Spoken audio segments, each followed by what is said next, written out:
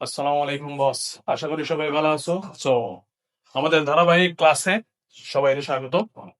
আমরা আলোচনা করছিলাম পঞ্চমতের প্রোগ্রামিং ভাষা নিয়ে। এই ভাষার ধারাবাহিকভাবে আমরা অ্যালগরিদম শেষ করছি, ফ্লোচার্ট শেষ করছি এবং ধারার যোগফল নির্ণয়ের জন্য সি ভাষায় কোডিংটাও মোটামুটি শেষ। সাইটটা আছিল, টপিক আছিল এই ধারার যোগফল নির্ণয় করার লাগি for loop, while loop, do while loop আর গট লুপ। গত ক্লাসের মধ্যে তোমরা ফর লুপ দেখানো হয়েছে, হোয়াইল লুপ দেখানো হয়েছে, ডু হোয়াইল লুপ দেখানো হয়েছে। একটা টপিক বাকি রয়েছিল গো টু লুপ। তো আজকের ক্লাসটা থাকবো এই গো টু লুপের উপরে, কিভাবে গো টু লুপ দ্বারা একটি ধারার যোগফল নির্ণয় করা যায়। পাশাপাশি আমরা একটা বোর্ড কোয়েশ্চেন সমাধান করবো। সো গো টু লুপের প্রথমত তোমাদের কাজ ওইদিকে স্ট্রাকচারটা খাতার মধ্যে তুলে দাও, কারণ আজকের আলোচনা থাকবো এই টপিকের উপরে। এখন যদি তোমাদের মনে প্রশ্ন থাকে যে স্যার এত এত স্ট্রাকচার কিভাবে মুখস্থ করতে হয়, তো এটার সমাধান হইল গিয়া বোর্ডের মধ্যে এইরকম অ্যাভেলেবল ধারা পাইবে, অ্যাভেলেবল কোয়েকশন পাইবে, পর্যাপ্ত পরিমাণ প্রশ্ন আছে। প্রত্যেকটা প্রশ্ন প্র্যাকটিস করো, কারণ বস যত বেশি প্র্যাকটিস করবা তত বেশি জিনিসটা তোমার আয়ত্তের ভিতরে আনবো। তাই প্র্যাকটিস করো, অটোমেটিকলি দেখবা 10টা, মিনিমাম 10টা প্র্যাকটিস করার পরে দেখবা যে এটা তোমার মুখস্থ হয়ে গেছে। আজকে বোর্ড কোয়েকশনের যে ধারাটা আছে এই ধারা দিয়ে আমরা গো টু লুপটারে সমাধান করবো। আস্থাটা একটা স্ট্রাকচার, শুধুমাত্র পরিবর্তন হইব একটা, দুই, তিন, সাইড, এই সাইডটা জায়গা। গত ক্লাসগুলোতে যেভাবে আমরা সাইডটা জায়গার পরিবর্তন করছি, অনুরূপ ভাবে আজকের ক্লাসটার মধ্যেও আমরা সাইডটা জায়গার পরিবর্তন করবো। প্রথম জায়গা ইন্ট আই, আই সমান কেটা, আই সমান হইলে গিয়া যে দ্বারা দেওয়া থাকবো দ্বারার প্রথম মান, যে দ্বারাই দেওয়া থাকুক দ্বারার প্রথম মানটা কিন্তু তুমি এই আই এর ঘরে বইলে পাই, তাইলে আই সমান 3। শেষ, প্রথম ঘরের কাজ শেষ। নেক্সট আইলে এই দিকে সাম is equal to sum plus I. এখন আই ডিপেন্ড করে পাওয়ারের উপরে। এই ধারার মধ্যে কোনো পাওয়ার আছে না বস? নাই। যেহেতু কোনো পাওয়ার নাই তাইলে কেন আই বলবো একবার।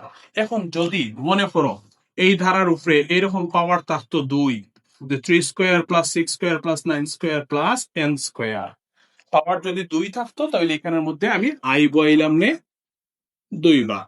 যদি পাওয়ার থাকতো 3, সবটির ক্ষেত্রে যদি পাওয়ার 3 থাকতো তাহলে এই জায়গার মধ্যে আই বইব 3 বার। এই এই জায়গার কাজ আশা করি সবাই বুঝতে পারছো। যেহেতু এই ধারা নিয়ে আমরা কাজ করলাম, এই ধারার মধ্যে কোনো পাওয়ার নাই, তাইলে আমরা এখানে আই দিমু একবার। আই দেওয়ার পরে একটা সেমিকোলন। এরপরে 3 নম্বর কাজ, এই যে এই জায়গার মধ্যে আই সমান আই, আই সমান বলতে বোঝায় এই 3 থেকে 6 ধারার মান বাড়ছে না কমছে। যদি ধারার মান বাড়িয়া থাকে তাহলে প্লাস, আর যদি কমে তাহলে মাইনাস। যেহেতু 3 থেকে 6 বাড়ছে, 6 ঘর বাড়ছে, 3 ঘর বাড়ছে, তাই আই সমান আই প্লাস 3। যদি এখানের মাঝে মান কমতো, উদাহরণ হিসেবে আমরা ধরিয়ে নিলাম 100 plus 90 plus 80 plus dot dot dot plus N, তাহলে এই জায়গার মধ্যে আমি দিলাম না আই সমান আই মাইনাস 10। কারণ 100 থেকে 90 10 ঘর কমছে, যেহেতু 10 ঘর কমছে তাই মাইনাস 10।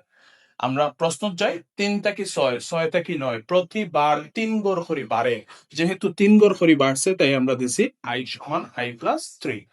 বোঝা গেছে বস? 3টা জায়গার কাজ শেষ, 1 2 3। 4 নম্বর স্টেপ ইফ। ইফ দেখেন একটা কন্ডিশন বইতে, কন্ডিশনটা কি তৈব এটাও দেখাইয়া দিছিলাম, শিখাইয়া দিছি তোমরা। যদি ধারার মান বাড়ে তাহলে I less than or equal N, এবং যদি ধারার মান কমে তাহলে I greater than or equal N. এটা যদি বাড়ে আর এইটা যদিও কমে, এই যে ধারার মান 3 থেকে 6, 6 থেকে 9, এই মানটা বাড়তে আছে, যেহেতু বাড়ে তাহলে আমার কন্ডিশন হইব ওটা বয়সিনী ওটা। যদি এই ধারা থাকতো 100 থেকে 90, 90 থেকে 80, এই ধারার মান কমে, যেহেতু কমে তাহলে আমার কন্ডিশন থাকবো ওটা। আশা করি বুঝাইতাম পারছি। বাস এই সাইডটা জায়গার পরিবর্তন করবাই। আমরা যে ধারাটা দিচ্ছিলাম, মনে করো এই ধারার উপরে পাওয়ার আছে 3। এখন এই ধারার গো টু লুপ করি। ভিডিও পজ করো, পজ করে নিজে থেকে করো, করার বাদে তুমি আনসারটা মিলাও আমার সাথে।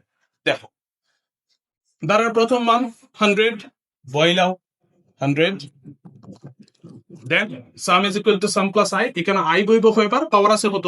3, তাহলে আই বইব 3 বার। বাস আই সমান আই প্লাস 3 এখানে করো। 100 থেকে 90 বাড়ছে না কমছে? কমছে। যেহেতু কমছে -10। এখন 100 থেকে 90, 90 থেকে 80 মান বাড়েন না কমে? কমে। মান কমলে কন্ডিশন কি তাইব? I greater than or equal. বাস, দেখো আনসার যদি মিলে ভেরি গুড, তুমি বুঝে লিছো। এখন ধারা থাকি যে কোনো ধরনের কোয়েকশন বস তুমি পারবাই, যে কোনো লোক দেও, যে কোনো কিছু করো, তুমি এটা পারবাই আশা করি, যদি এই স্ট্রাকচারটা মাথার মধ্যে সেই রাস্তায় পারো। কেটা কইছে বোঝা গেছে বস? এখন আমরা একটা সৃজনশীল সমাধান করবো। যে প্রশ্নটা আমি লেখছি বোর্ডের মধ্যে, তাহলে ঢাকা বোর্ড 23-এর, ঢাকা বোর্ড 23-এর গ এবং গ নম্বর প্রশ্নটা একটু খেয়াল করো। দেখো, উদ্দীপকে একটা ধারা দেওয়া আছে 3+6+9+... প্রথম প্রশ্ন করছে উদ্দীপকের প্রদত্ত সিরিজটির প্রবাহ চিত্র তৈরি করো। প্রবাহ চিত্র বলতে বোঝায় ফ্লো চার্ট। তাহলে ফ্লো চার্ট আমরা কিলা করি? প্রথমে কি তা স্টার্ট দিলাম, স্টার্ট, দেন ইনপুট দিলাম, ইনপুট, ইনপুট হিসেবে কেন আছে n, দেন i এবং s এর মান। তাহলে i দ্বারা বোঝায় ধারার প্রথম মান 3, s সমান 0। এরপরে একটা কন্ডিশন, if যেহেতু মান বাড়ে i less than or equal n। এখন আমরা জানি if এর আনসার থাকে দুইটা, একটা ইয়েস আর একটা নো।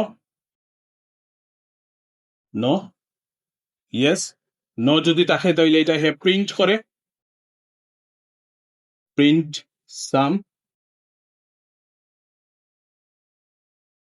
ইন্ট। আর যদি ইয়েস থাকে তাহলে কেটা করে sum is equal to sum plus I, আর I is equal to I plus 3।